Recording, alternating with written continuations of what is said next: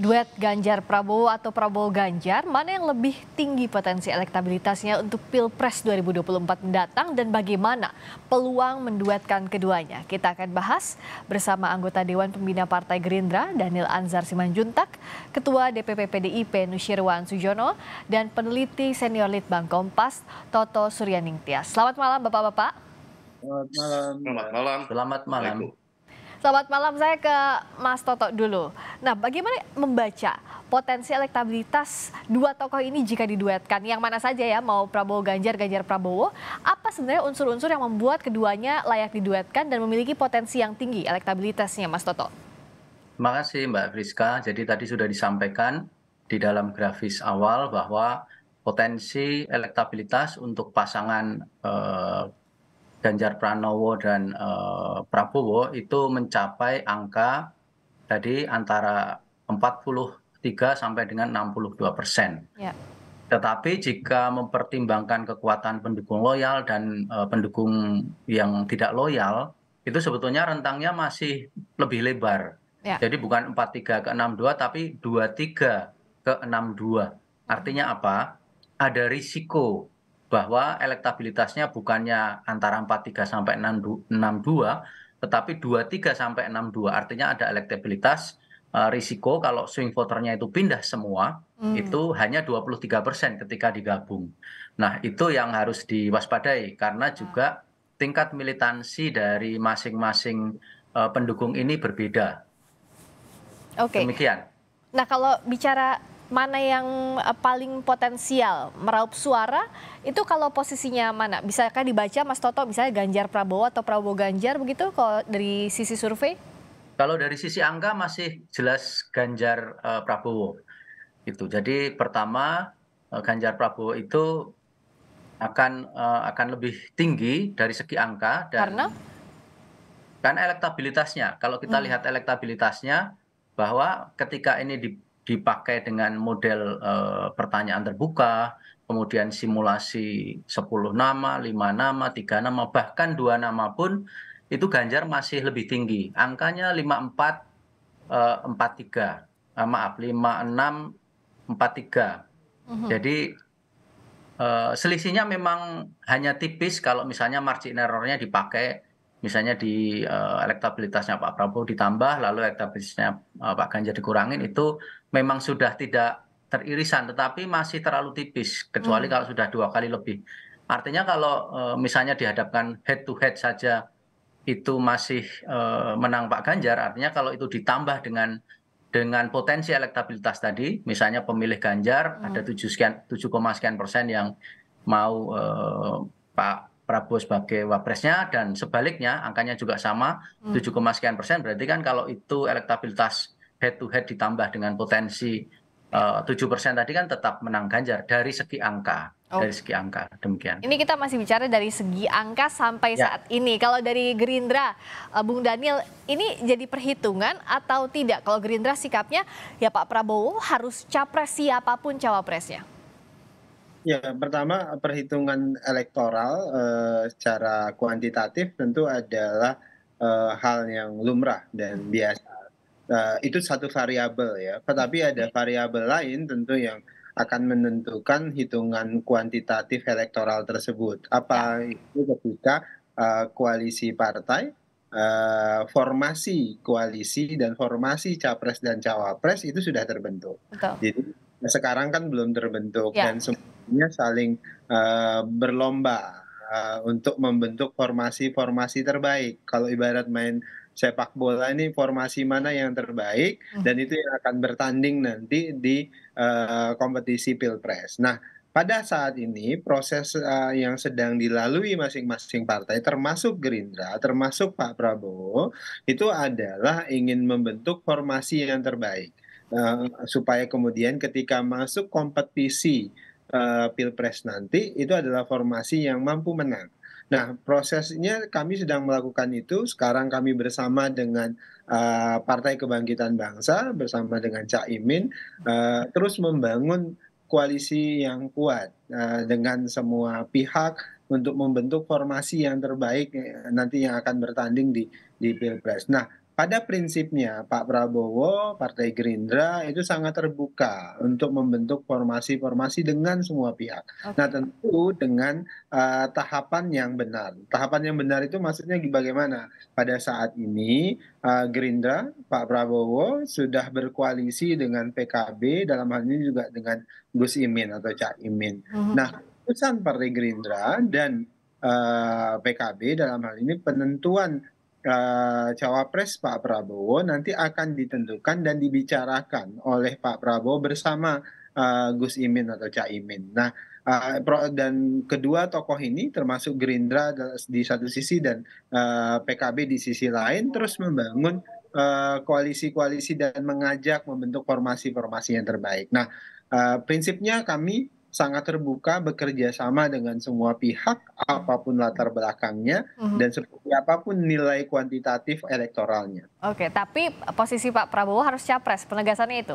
Nah, kalau itu final, Mbak Friska. Oke, Karena itu adalah amanah seluruh kader Gerindra di seluruh Indonesia. Untuk obligasi seluruh kader Gerindra pada saat ini itu adalah ingin memastikan Pak Prabowo maju capres kemudian menjadi Presiden Republik Indonesia di 2024. oke. Kalau dari PDI Perjuangan, apakah sudah final juga kadernya itu adalah capres di Pilpres nanti, Pak Irwan? Jawabannya tentu seperti yang sudah disampaikan oleh Ibu Ketua Umum pada saat ulang tahun, bahwa eh, sebagai partai pemenang pemilu, seperti yang juga disampaikan oleh Sekjen, bahwa kita sudah 2 kali melakukan kontestasi untuk pemilu ini, 2 kali kita pemenang, dan angkanya seperti tadi yang disampaikan oleh Mas Toto, Ya. kita sudah sama-sama tahu positioningnya seperti itu. Jadi kalau dengan catatan sekali lagi mohon digarisbawahi bahwa nama itu belum disampaikan oleh Ibu Ketua Umum. Saya malam ini mengatakan bahwa kita tidak membahas soal nama, ya. Jadi semua sudah tahu bahwa itu nanti pada saatnya Ibu Ketua Umum sendiri, Ibu Megawati sendiri yang akan menyampaikan siapa yang akan diajukan. Berkaitan dengan munculnya komposisi atau formula yang saat ini sedang dibahas, itu tentu bukan muncul dari kami, itu hanya karena framing atau katakanlah pembentuk dari beberapa pihak yang mungkin akhirnya membentuk conditioning seperti saat ini. Jadi apabila tadi dinyatakan oleh Bung Daniel bahwa itu merupakan keputusan dari internal partai untuk mencalonkan, wajar saja. Oke. Kalau sebuah partai itu tentu yang akan dicalonkan ya dari partainya sendiri, ketua umum ya, Ya. maju gitu ya. Oke. Jadi malah aneh kalau misalnya partai mengajukan nama orang lain itu. Tapi nanti bagaimana formulasinya seperti yang disampaikan tadi, tentu kita ikuti saja dinamika politik yang berkembang. Kemudian, Jadi bahkan PDI berikutnya, Perjuangan menyebutnya nama Pak Ganjar dikaitkan dengan Pilpres aja belum mau ya, karena belum ada keputusan dari Ibu Ketua Umum, begitu ya, Pak Irwan? yang mengkaitkan tentu bukan pihak kami ya, karena PDI Perjuangan dalam hal ini Bu Ketua Umum Pak Toto belum mengumumkan siapa calon presidennya. Ya, Oke. hanya saja apabila kita mengakui, Pak Daniel, mengakui produk scientific data, Ya. ya, itu kan produk keilmuan ya. Kalau misalnya itu kita tidak mengakui produk tersebut, lalu acuannya apa? Tentu Oke. tidak berdasarkan berandai-andai atau perasaan. Betul. Jadi kita perlu mengapresiasi apa yang sudah dihasilkan oleh peneliti-peneliti yang menggunakan metode angka-angka yang dimunculkan pada saat ini. Oke, Tentu baik. itu adalah dasar yang tidak bisa dinafikan begitu saja. Oke. Itu menjadi dasar pula salah satu hal yang bisa menjadi kebijakan untuk nanti kelak pada saatnya Iya, jadi intinya Pak Irwan izin kalau secara angka diakui ini salah satu seperti yang Bung Daniel tadi juga bilang ya bahwa ini salah satu variabel tapi masih banyak variabel-variabel lainnya tidak hanya kuantitatif tapi kualitatif. Saya ke Mas Toto dulu izin. Mas Toto, gimana tadi dengan swing voters? Saya tertarik karena kalau misalnya rentangnya kalau dengan pasangan tanpa swing voters itu 43,4 sampai 62,6%. Tapi dengan swing voters ada risiko di sana 23,3 sampai 62,6%. Nah ini bagaimana hitungannya, bacaannya, Mas Toto? Ya, ini intinya kita menambahkan, kita mengasumsikan kalau misalnya yang swing voter itu semua tidak milih, misalnya kayak gitu. Betul. Misalnya swing voter tidak milih. Ini kan begini, angkanya sebetulnya elektabilitas tadi, elektabilitas kalau head to head ya, yang paling real kan head to head. Ya. Kalau misalnya head to head itu kan 56-43. Sementara kalau pemilih Ganjar yang pengen Prabowo jadi wakilnya itu 7,8 dan kalau sebaliknya itu 7,5 gitu, sekitar 70% lah. Ya. Nah, tapi memang ada faktor lain juga terkait angka yang mungkin harus kami sampaikan di sini. Kita harus melihat juga bahwa ternyata kalau dari hasil perunutan terhadap survei-survei ini, termasuk yang terakhir, kelihatan bahwa para pemilih Prabowo ini lebih militan dibanding pemilih Ganjar. Akan tetapi swing voternya pemilih Prabowo lebih besar dibandingkan pemilihnya Ganjar. Meskipun selisihnya tidak terlalu banyak, swing voternya, perbedaan swing voter itu, akan tetapi misalnya swing voternya Ganjar itu 11 sampai 18%. Oke.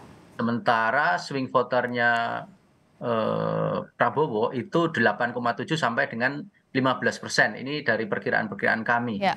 Jadi dari sini kan angkanya kelihatan bahwa swing voternya Ganjar itu pemilih mengambangnya lebih besar. Ya, maaf, pemilihnya swing voternya Ganjar itu lebih besar, 11,4 sampai dengan 18,8, sementara swing voternya Prabowo lebih kecil, 8,7 sampai dengan 15%. Kemudian yang kedua juga aspek militansi, kalau kita lihat dari kajian sebelumnya, mungkin sudah ditayangkan juga bahwa militansi dari pemilih Prabowo itu lebih tinggi dibandingkan pemilih dari Ganjar, yang juga terindikasi dari swing voter.